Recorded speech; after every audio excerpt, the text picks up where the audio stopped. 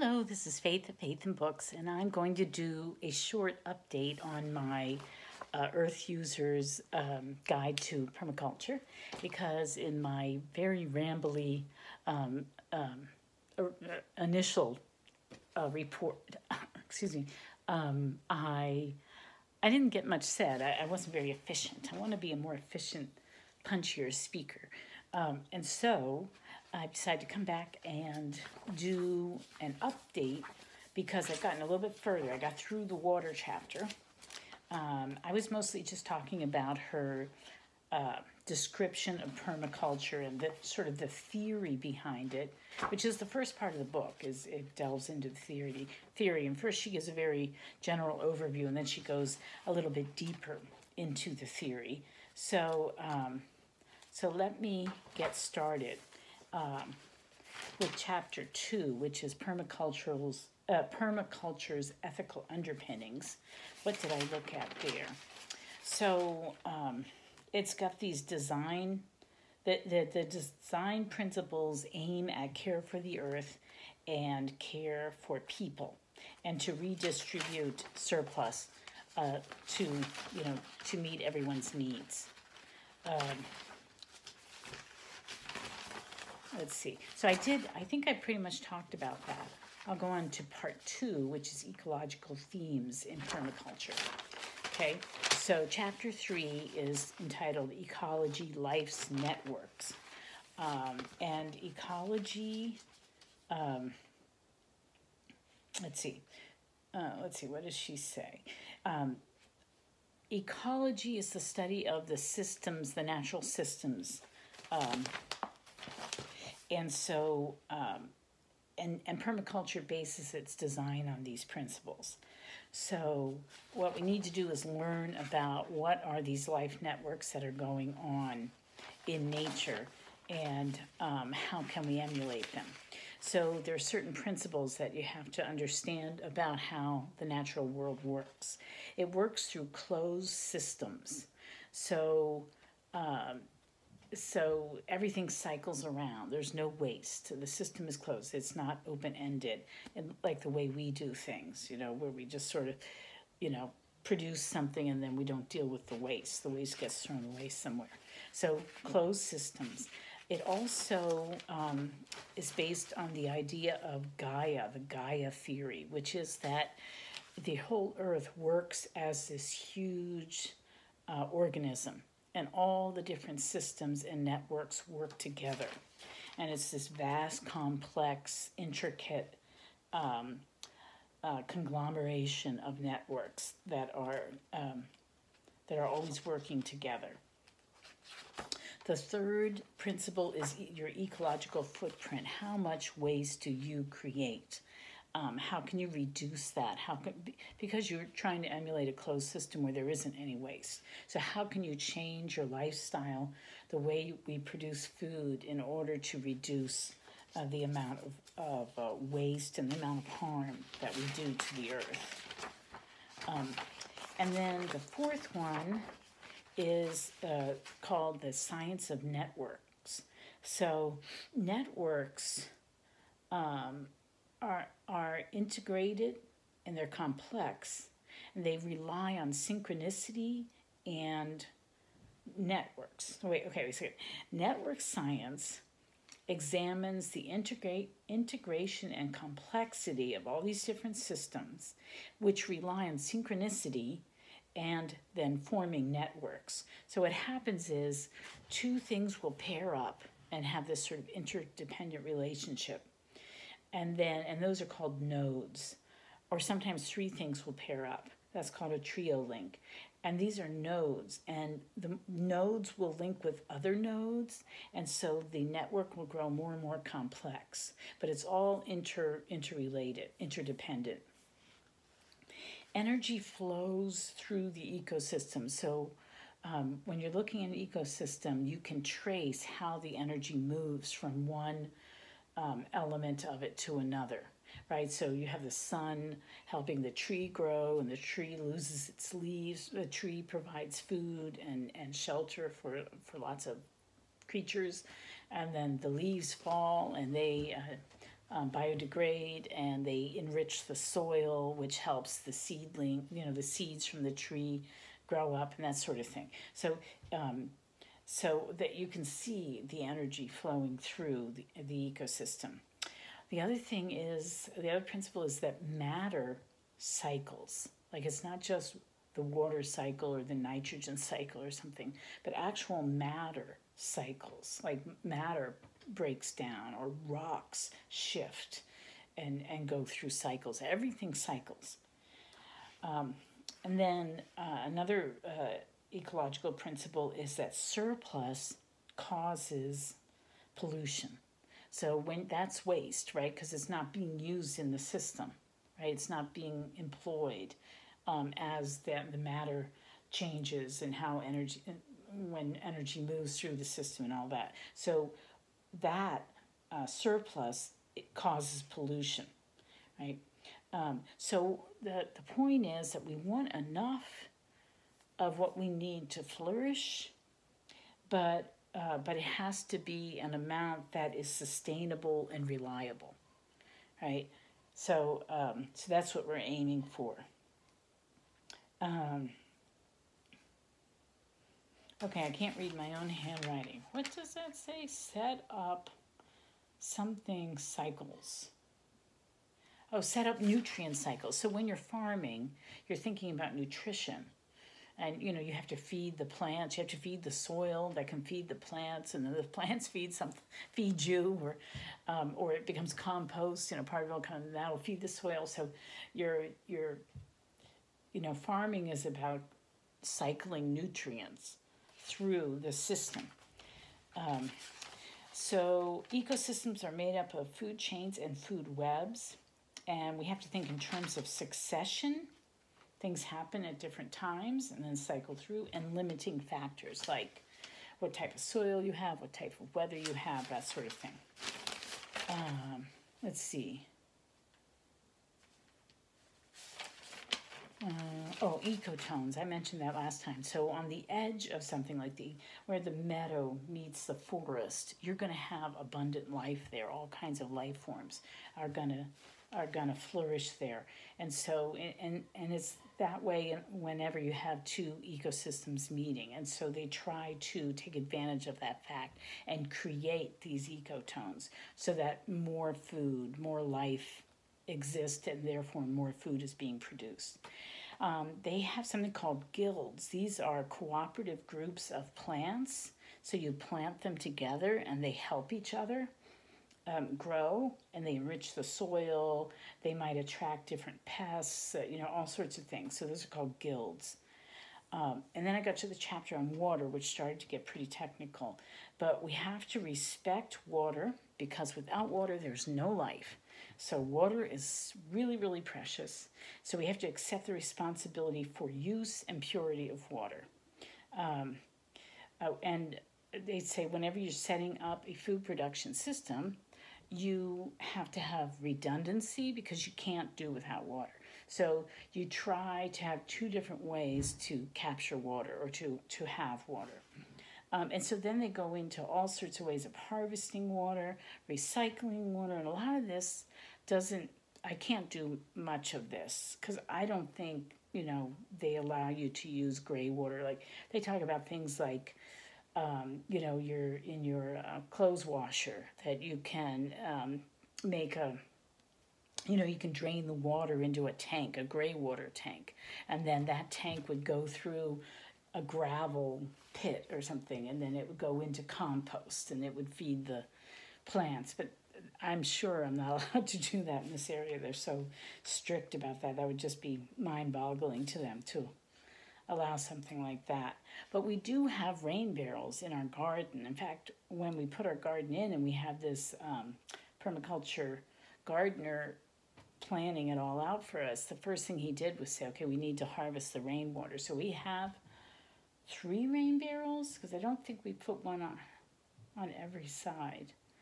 And one's much bigger than the other 2. We have smaller 2 in the front, and then a bigger one in the back by where the biggest part of the garden is. And we have these underground hoses irrigation hoses going to the different garden beds. And so, but I'm really bad at this. I have to get better at knowing when you open it and then remembering to go out and close it. It should be like a regular thing that I do, and I don't. I kind of rely on my husband, and he forgets. Every once in a while he'll remember. But I really need to get on top of that because I shouldn't be relying on him. He's got enough to do. And this is my thing, so I should be the one in charge of making sure the barrels are either capturing rain or, when it rains a lot, like today it's raining, we should be collecting the rainwater. I have no idea if we are or not. And then when you go through a dry spell, then you open it up and you let it water the plants. So that's one thing. The other thing I'm trying to do is maybe use like gray water for other things, like watering indoor plants, or maybe giving it to my chickens, as long as it doesn't have any sort of toxins in it. But I'm not organized about that yet. I'm just having these ideas. Anyway, goes into a lot of technical stuff about how to develop these systems so that you can use gray water, how you can slow water flow because you don't want the water just racing off your land, taking with it topsoil and not really, saturating the soil. So you want to slow it down. So there's all sorts of ways of slowing it down. They talk about doing a water audit, which I would love to do, but it's pretty technical. You really have to measure a lot of things, and it would take real focus to sit down and try to do it. You have to think about things like how does water enter and leave your property. So my property, we're like at the top of a slight hill, and then it goes down, and there's a pond behind us. It's not on our property. It's just beyond our the end of our backyard, but we do have a runoff creek at the very end of our backyard. Part of it marks the property line of our backyard. So we do have that. We have this nice water runoff. We did have trouble with flooding, and we had to get, like, in between our house and our neighbors, it used to flood a lot. And we've graded that, and that's better now. But yeah, you have to think about how water moves over your land. It's more complicated than you think it is. Water storage needs, I didn't even really focus on this because I'm not going to be storing water really, except in my rain barrels. Just I'm in suburban America, I don't think it's going to work for me. And then reducing water consumption, that's something I would really like to do. Is try to figure out how to reduce water consumption, which is hard convincing my husband because it rains here a lot. And so he doesn't see why you need to conserve water. And I could see his point, but it does cost money to clean water, and it is a valuable thing that other people don't have enough of. And so just because we have more of it doesn't mean we should be wasting it. We should still be using it respectfully. They talk a lot about swales, which is what they call these, or contour banks, where you deliberately dig these ditches, and with the little, you dig the dirt out and you make a little hill along the side, and then you have this ditch, and it's just to direct the water flow, and they try to like curve it all through the property so that distributes the water. They're very into swales, like just controlling the water flow over your land. She had a whole thing on how to farm on a hillside, and we do have a hill. I mean, we are farming a little bit. We planted some trees and some bushes and stuff. But wait, where am I? They have something called, I know I wrote it down. Oh yeah, yeomans. That's the guy's last name who invented it. Keyline water harvesting. It's this whole thing that you do when you're on a hillside, figuring out how you're going to get the water to not just rush off the hill, but guiding it down the hill slowly. So the whole principle is that most people put dams at the bottom of the hill because the water's rushing down, like say rushing through a creek or something. But what they do is they put it at the top of the hill, and then you create all these swales or contour banks, and you direct it down. It's almost like irrigation, except you're letting gravity do it, and you're just digging up, instead of putting in pipes and that sort of thing, you're just creating ditches that go through, that make it go through your land. And it talks about biological water filtration. So if you want to clean water, you can plant certain plants so that when it flows through those plants, it will naturally clean it. Talks about drip irrigation, which is what we're doing with our water barrels, supposedly. And then she went into, and I would like to really learn about this more, about how to rehabilitate rivers, streams, wetlands, ponds, and lakes that really need, to be rehabilitated because they've been polluted, or, there's certain plants you should plant around, native, but ones that help with water retention and promoting life and that sort of thing. And then chapter 5, I started, but I don't think I finished chapter 5. It was climates and microclimates. So when you're looking at climates, you have to look at precipitation, how much you get, what kind, and when. You have to look at wind. You have to look at radiation, that is how much sunlight is hitting an area. And then you learn how to create microclimates. And so you have to really study the landscape, and you use wind breaks and sun traps to create hotter spots where you can grow a different variety of food that will, like in our yard on the south west side, which is like the side of the dining room, it gets hotter there. The sun beats down there, almost from before noon all the way till it sets. And so that's where we have like a pineapple, guava, fig tree. We had some other plants there that weren't working out, so we pulled them out. But plants grow really, really well there. So we can put plants that are slightly, that need a slightly warmer climate to grow, and hopefully they'll grow there. So that's sort of a nice microclimate that we have in our yard. You have to study topography. Aspect is, what is aspect? Is that how much sunshine you get, like on the side of a slope? Then there's thermal zones and cold sinks. So thermal zones are usually like higher on the hill where the sun is beating down, and then cold sinks are usually at the bottom because, of course, cold air is heavier, so it sinks and it pushes the hot air up, which is lighter anyway. And slopes affect wind, and they affect water speed. So you have to be mindful of slopes in your property. If you have a greater than 15-degree slope, you have to use trees to prevent landslides. So we really need to be planting trees. Let's see, soils, earth likes to be covered. I've heard this before, that Mother Nature is naturally modest. She does not like to be naked. So she wants something covering. That's why we shouldn't have these bare fields. That's why permaculture always wants to use mulch or cover crops or something like that, or that, grow different things together. And so that the earth is always covered, because it doesn't want to be dry. You don't want you don't want the bare soil to be exposed. Let's see, I don't know why I wrote this down. Water bodies plus microclimates. I don't know what that means.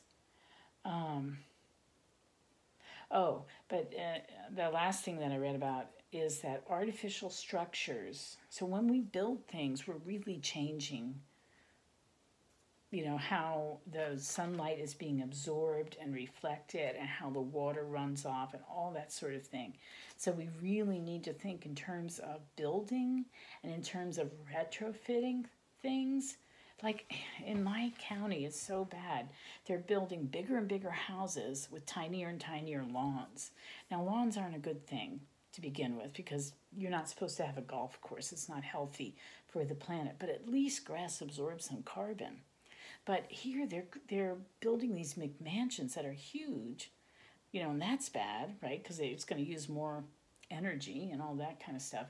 But it's also, you know, it's got these black roofs that are creating more heat and not as much grass. So even the grass, which isn't that efficient at absorbing carbon, it's not even there. So it can't do it. So it's really, really bad. That's what they're doing here. They're knocking down these smaller houses that used to house bigger families and then had big yards, and they're building these huge houses, these like mansions where you need 2 AC units, and you know, I mean, just really, really overboard, and with smaller families. There's fewer people living in each house, and they're enormous, and they have these tiny lawns, and you know, from what I can see, people hardly go out in these lawns. But they have these lawn maintenance companies come in and do all sorts of chemicals and stuff to make it look perfect, yet they don't even go out. And anyway, that is a side issue. That's a pet peeve of mine. But that's it. So that's how far I got in my book here. And oh my gosh, 21 minutes. I don't know if I'll put this up because I don't know if anyone's interested except me. Maybe I'll put it up. What the heck? It's so late. But I don't care if anyone watches it or not because it's just me trying to learn this stuff. And I just think this is a good exercise for me to retain what I'm learning. So, all right. Talk to you later.